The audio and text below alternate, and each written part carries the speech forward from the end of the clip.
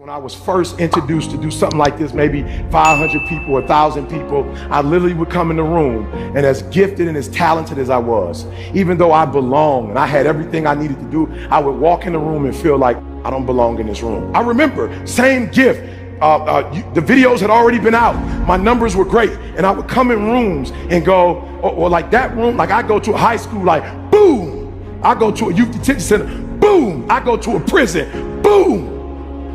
I come to corporate and go, I don't know if I belong in here.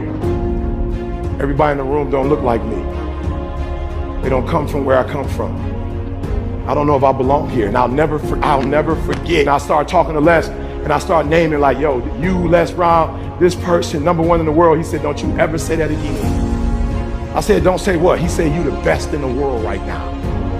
I said, what? He said, you the best in the world right now. There's nobody as good as you in the world. You're the best right now. The only reason you're not the best right now is because you don't believe you're the best now. And when you walk out this room, I want you to go in and I'm the best right now. He said, before you even become #1, start to proclaim it and say it long before it happened. Say, I'm the #1 motivational speaker in the world. And when I was number 20, I started saying, I'm the #1 motivational speaker in the world. And I went to the computer, and the world said exactly what I said, that Eric Thomas is #1 in the world. I spoke it, the world heard it, and it activated. Your problem is that you don't believe you belong here. Your problem is that you don't think you should be sitting down here. When I believed that my voice was needed in this world, when I believed that I needed to be on the stage, not for myself, but to speak to a group of people who come from where I come from, a working class, who don't know what it's like to make millions and millions of dollars, who don't understand what wealth looks like, that I needed to come in the room with a single parent mother, with a father not in my life, being homeless and a high school dropout. Only somebody who comes from where you come from can tell you you belong. And I had to get my butt on stage because there's some folks that Les Brown can't reach. There's some folks that Tony Robbins can't reach. There's some folks that only I can reach. And so I need to be on the stage with them, doing what I was called to do. And there are those of you still up there because you don't think you belong in that $1 million home. Look, I'll never forget when I first told them I was moving to California, I was putting my wife deserves to be out of the winter in Michigan. She deserves that. I remember they said, E.T., you moving to Cali? I was like, yeah. They said, what was the first thing they said? You know how expensive California is? I said, it can't be too expensive. There's millions of people that live there. Like for real, when I moved there, it won't be like 5 of us in California. There are 5 human beings. I'm like, there's a lot of people live in California. It can't be that expensive. Are you selling your home in Michigan? I said, no, why would I do that? How can you afford 2 homes? How can I not? My wife has MS. How can I not? She wants to be with her family in the summer and she wants to be in the warmth in the winter. How can I not be bi-coastal? I won't be the first one. As a matter of fact, there's some people who own 3 and 4 homes. So we got one there, and now I'm looking at the French Riviera as my next spot. We talked about the French Riviera, baby. That's my next spot. Listen to me very closely. If I had one message to leave you with that's a game changer, is you need to start to believe. Yeah, write this down. No. Do me a favor. Don't say that. Don't say you believe. Don't do that. Don't do that. Don't say, look, it's not a behavior that I'm looking for. It's a mindset. No. Here's the problem. You can't have, as powerful as the human mind is, it cannot think 2 thoughts at once. So here's what I need you to do. You need to get with these people down here and you need to reprogram your mind. All right, let me tell you why I'm saying that. So I got a friend of mine, like he sees how I treat my wife, right? So like I was homeless, high school dropout. So anything, like if Dee Dee thinks it, I'm gonna get it for her. I cook, I clean, like we are a partnership, like we do everything together. And so my boy watched the response I was getting from my wife as I washed clothes, as I cook, as I iron. And I'll never forget, my boy was like, I'm about to do that. And I was like, I wouldn't do that if I was you. He was like, no, I'm gonna start doing that. I was like, I wouldn't do that if I was you. And he didn't understand what I meant. But what I meant by it is, you're going to do it but you're not going to be able to do it consistently because you're mimicking my behavior, not my thought process. See, you're going to stop ironing clothes because somewhere in your mind you think your wife is subservient.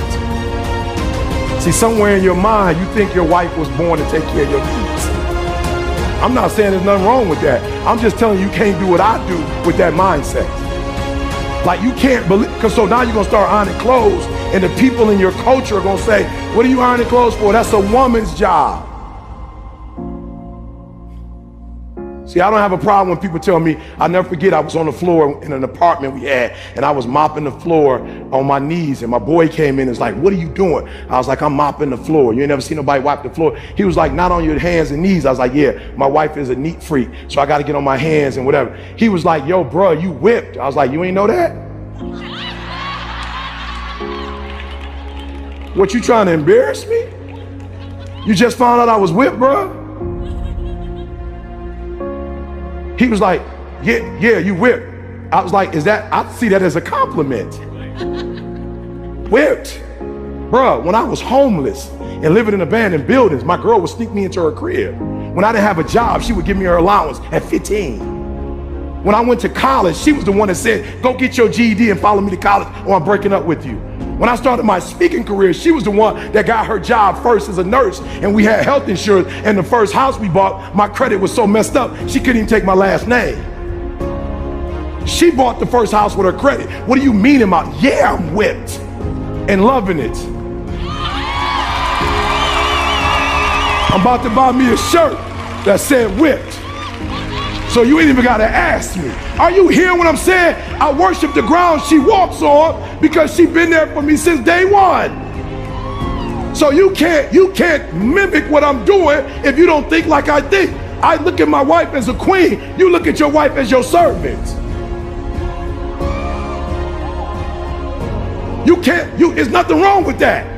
There's nothing wrong if you guys have those roles. There's nothing wrong with that. I understand that. I've been with my wife my whole life. All of my success. I can't even divorce her because I don't know what's mine and what's hers. Like, I never accomplished anything on my own. You're not hearing what I'm saying. So there are those of you who want to mimic their behavior. It's not their behavior you need. It's their mindset that you need. It's the way they think is what you need. And when you begin to think the way, let me say this to you, and this is gonna be weird for my working class people. I actually worked harder when I worked. I know I got a GED. I'm so simple. If you put you like, it go right over your head. I'm gonna say it to you one more time. What I make in an hour now presentation, I actually worked harder when I was working. And some of y'all, you have been in the working class your whole life. You missed what I just said. I actually worked more hours, worked harder, and got less money when I used to work. Now that I have a wealth mentality,